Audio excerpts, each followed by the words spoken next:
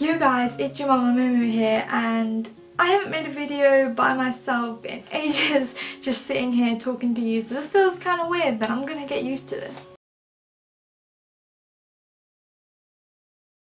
I have a memory box where I pretty much keep a lot of my memories, hence it's called a memory box.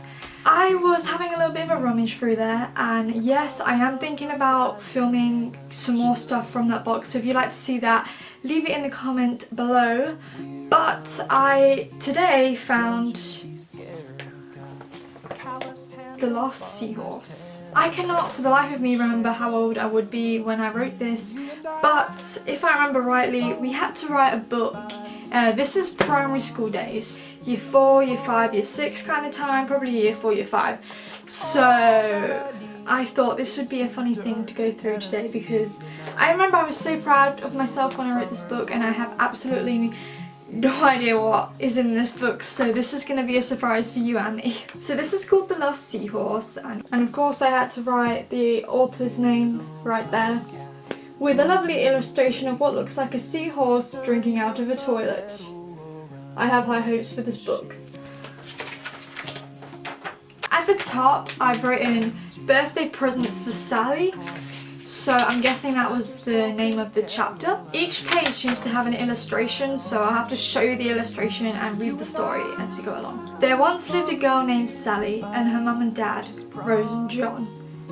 My dad's name is John, and I've actually spelt John's name wrong, which is embarrassing. It was Sally's birthday soon, and she could not wait.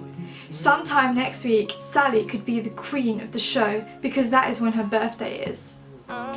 She already sounds like a stuck-up cow. The next day, well, that was a long day, a long events going on in that day.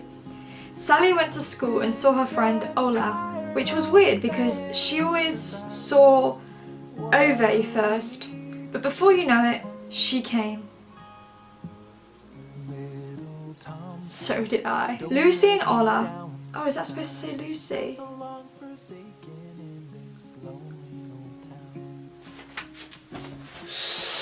The next day, Sally went to school and saw her friend Ola, which was weird because she always saw Lucy first, but before you know it, she came. What?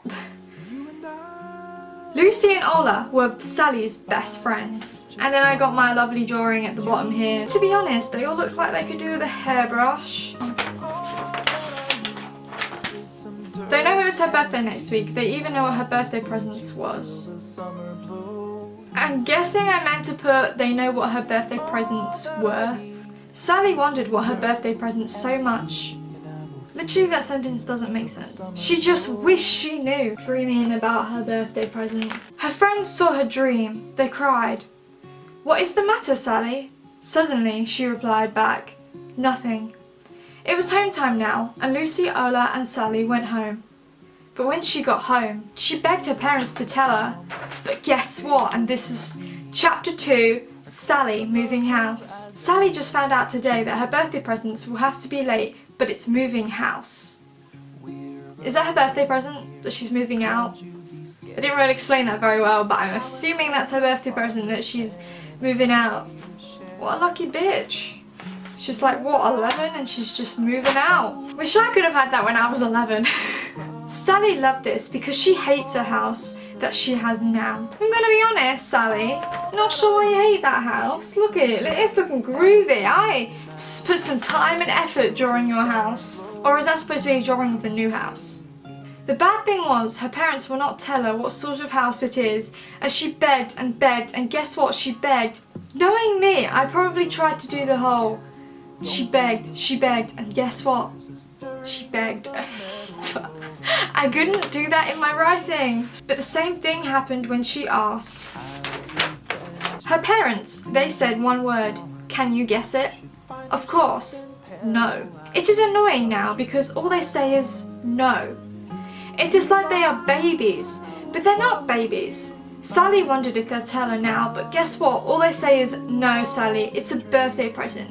It'll come soon, and it'll only one more day yet. That sentence definitely makes sense. Something Sally's dad explained. Just think of what you want your house to be. This is probably my favourite drawing in this entire book because this is a general conversation that I would have with my real parents. Tell me no. So Sally thinks and thinks, but she still doesn't know. If I'm gonna be honest, I don't know what she doesn't know. Is it she doesn't know what kind of house she's moving into? She doesn't know what she wants the house to be? Like, I didn't really explain that very well, did I? Chapter 3, Found Seahorse. Sally was on her way to the new house. We're here, Sally wailed excitedly. Wailed. Sally got out the car and went into the house. It was a haunted house. Yeah, because, you know, out of all the houses she wanted to live in, that was the one. She looked around and thought to herself, everything was haunted. The toilets were haunted. I love how that's what I explained that. That's the sentence right there. Everything was haunted. The toilets were haunted. Full stop. Sally loved it though.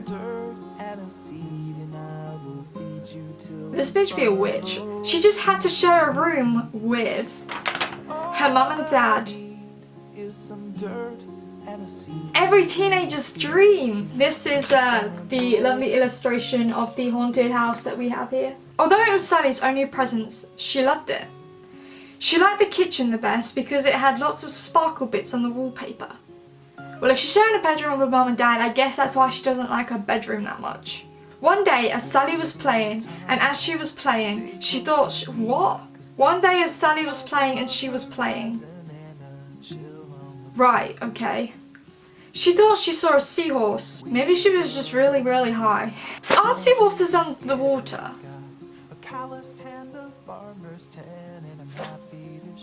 What? As she looked again, and she did see a seahorse. She picked it up. Wow, so far we're learning that Sally is basically a witch and that she is psycho. I named it Maddie. I spelled Maddie wrong and I drew the seahorse here. I am Maddie. That looks like a terrible seahorse. I'm sorry there's just like casual light changes that have just gone on throughout this video. So she named it Maddie, right? The seahorse was green and it had red fins. Maddie was small, cute seahorse. Sally realised it from one of her fairy seahorse books, and guess what? ...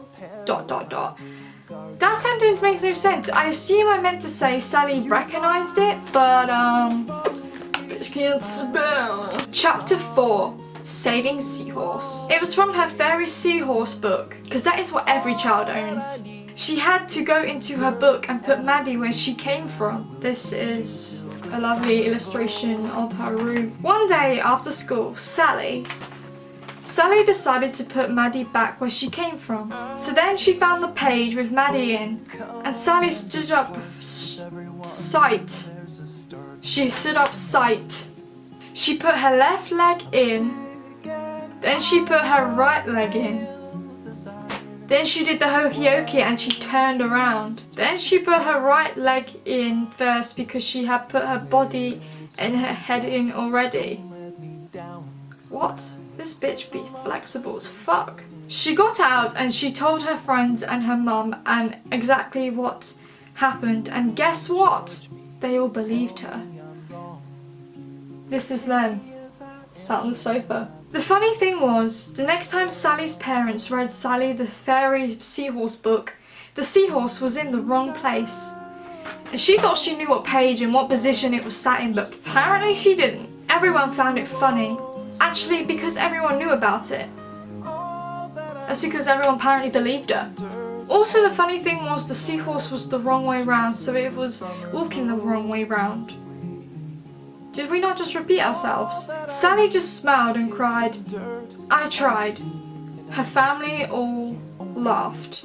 The end. I tried. Spelled T-R-Y-E-D. This is a gold star moment of you tried. And that's the end of The Lost Seahorse. That was a really lame story, like thinking about it, the seahorse had nothing to do with anything. She just basically saw the seahorse, then put it in the book. It kind of sounds like a rip-off of Who's Afraid of the Big Bad Book, which was actually my favourite book as a kid, so knowing me, I probably just ripped that book off. Sorry, Lauren Child. I'm more interested to know about this haunted house that she lived in, if it really looks like it as it was in the illustration. If you would like to buy my book, guys, you can get it in the stores that I will leave in the links below. I'm totally kidding. Thank you guys so much for watching. I'm sorry that the lighting has been really shitty. I didn't know whether I was supposed to turn it up or down or what, and I filmed it, and now we're just living with our mistakes. But I live my life with no regrets, and so should you. Anyway, all my social links are in the description below. Subscribe down there if you would like to become a Moo Moo, and I will see you next week, guys. Bye! Just thought I'd throw it out there. Yeah, I got my septum pierced. This is like the first proper time that I'm talking about it in a video.